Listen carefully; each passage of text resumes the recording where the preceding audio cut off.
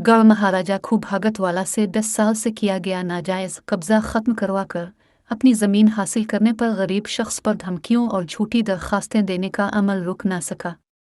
मुकम्मल तफसीलात जानते हैं मंजर अब्बास रबानी की इस रिपोर्ट में।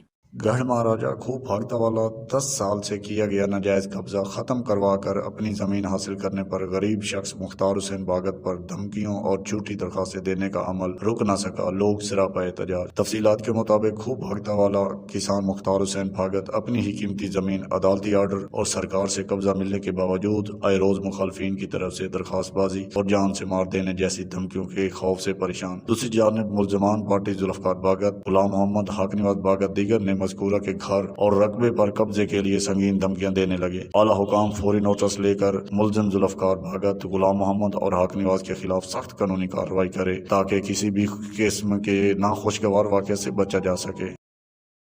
पाकिस्तान तहरीक इंसाफ के वाइस चेयरमैन शाह महमूद कुरैशी का कहना है कि हुकूमत की मुज़ाकरात की कोई नीयत नहीं, ये कहते कुछ और करते कुछ हैं, ये आइन की खिलाफ वर्जियाँ कर रहे हैं। एक इंटरव्यू में शाह महमूद कुरैशी का कहना था कि बातचीत के लिए पैरामीटर्स तय करना होंगे।